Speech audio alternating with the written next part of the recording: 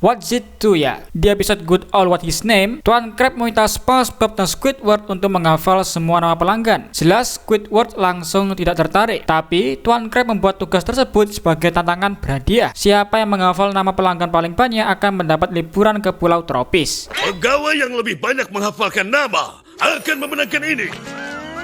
Liburan ke pulau tropis. Di sini keduanya draw dalam hal tersebut, dan untuk menentukan siapa pemenangnya, mereka harus mengetahui satu nama pelanggan lagi. Dan scene-nya seperti ini. Jadi siapa namamu? Kenapa kau ini? Aku hanya ingin memasukkan namamu dalam daftar. Jadi siapa namamu? Nama depan dan nama belakang? Tentu. Baik, coba tulis ini di kertasmu. Kenapa dirimu ini? Di sini, pelanggan satu ini agak susah diajak kerjasama, dan Squidward sampai melakukan hal ekstra dengan mencuri KTP orang tersebut. Dan nama orang tersebut adalah... Tuan, what's it to ya? Nama konyol macam apa ini? Terus joke-nya gimana? Oke, jadi joke-nya adalah permainan kata. Nama what's it to ya jika diucapkan terdengar identik dengan kalimat bahasa Inggris what's it to ya, yang berarti apa urusanmu atau apa pentingnya buat kamu. Episode ini lebih masuk akal apabila dilihat pada dub Inggris. Karena saat Squidward menanyakan namanya di awal, karakter tersebut sudah memberitahunya. Tapi Squidward salah paham. Dikira dia tanya apa urusanmu. What's your name? What's it to you? It's just that I was going to, enter your name in our sweepstakes. So, what should I put down? First and last name? Sure. Yeah. Why don't you write this on your form? What's it to ya? Perkedel sayap. Di episode Unfriendly Ghost, SpongeBob dan Patrick menganggap Squidward sudah tiada karena mereka kira patung yang melelah ini adalah Squidward asli. Aku tidak tahu bagaimana mengatakannya, tapi dia Squidward, dia mencair. Kukira dia sudah mati. Tapi jangan dimarahi. Squidward pun memanfaatkan keadaan dengan memerintah kedua orang tersebut sesuka hatinya. Lalu ada adegan seperti ini. Sekarang berbalik.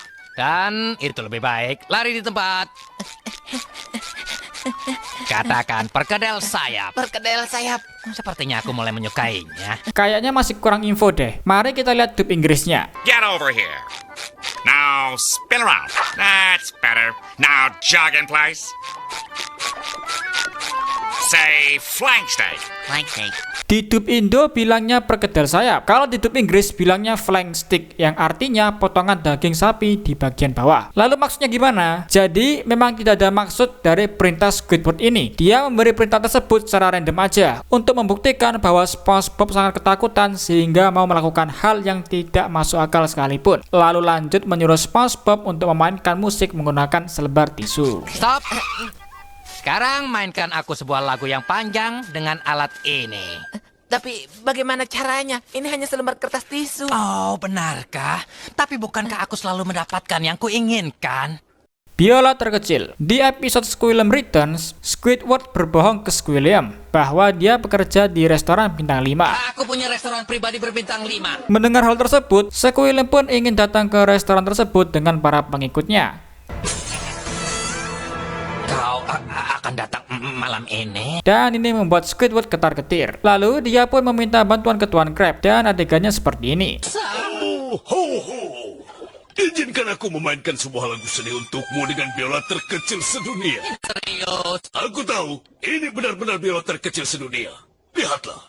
Jadi bagaimana maksudnya? Gerakan yang dilakukan Tuan Crab adalah bentuk sarkasme untuk menunjukkan bahwa Tuan Crab sama sekali tidak peduli atau merasa kasihan terhadap masalah orang tersebut. Secara budaya, gestur menggosokkan jempol dan telunjuk seolah memainkan biola mini adalah kiasan populer di barat, yang artinya ini adalah lagu sedih untuk masalah kecilmu. Lucunya, Tuan Crab tidak hanya sekedar membuat gestur tangan, dia benar-benar memiliki biola fisik kecil yang bisa dimainkan. Adegan ini juga muncul di film Reservoir Dogs tahun 1992 saat Mr. Pink tidak mau memberi tip ke pelayan karena menurutnya itu tidak perlu. Kemungkinan ini adalah referensi yang digunakan dalam episode SpongeBob tersebut. Nama Sheldon. Di episode Plankton Army, saat Plankton memanggil semua keluarganya untuk membantunya mencuri resep Krabby Patty, ada momen saat dia mengenalkan Karen ke keluarganya, dan adegannya seperti ini. Oh, bagus sekali, Sheldon.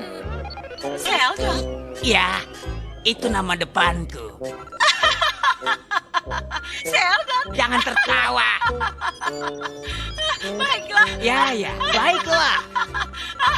Seperti yang kita tahu, Sheldon adalah nama yang lucu. Baiklah, aku akan berhenti tertawa. Tidak lagi. Bagus. Karen tertawa saat tahu nama depan Plankton adalah Sheldon. Tidak hanya tertawa, dia bahkan sampai mengejek Plankton seperti ini. Martabat. Kembali ke pembicaraan. Sudah bertahun-tahun aku tahu resep rahasia tanpa tersembunyi. Baiklah, cukup. Lalu apa alasan Karen tertawa sebegitunya? Jadi nama panjang Plankton adalah Sheldon J. Plankton. Plankton ini digambarkan sebagai karakter yang jahat, berbahaya, serta ditakuti. Tapi nama Sheldon itu biasanya digunakan atau dipakai di karakter yang culun atau nerdy. Jadi Karen tertawa karena melihat kontras antara kelakuan Plankton yang jahat tapi namanya culun banget. Sheldon, Jangan tertawa.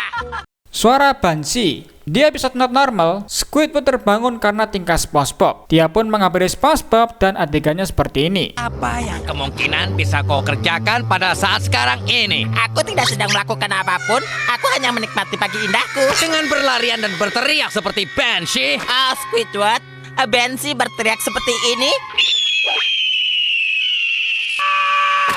Jadi, Banshee berasal dari mitologi Irlandia, makhluk yang terkenal karena teriakannya yang melengking dan menyeramkan, serta sebagai pertanda kematian. Jadi, ketika SpongeBob berteriak seperti itu semacam parodi horor yang dilebih-lebihkan. Walaupun begitu, teriakannya di episode ini seperti burung elang. Jadi, banyak yang mengira bahwa Banshee itu sejenis spesies burung. Nepotisme. Di episode Culture Shock, saat Krusty Krab sepi pelanggan, Tuan Crab meminta saran dari SpongeBob dan Squidward agar usahanya ramai. Di sini, SpongeBob seperti biasa, idenya aneh-aneh. Tiap pengunjung yang datang, mulutnya penuh dengan kerang, mendapat minuman gratis. Lalu Tuan Crab bilang, Aku memikirkan sesuatu yang cenderung berupa hiburan.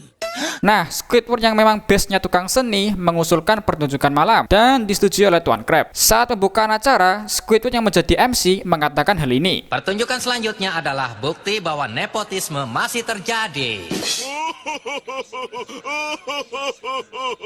Lucu sekali.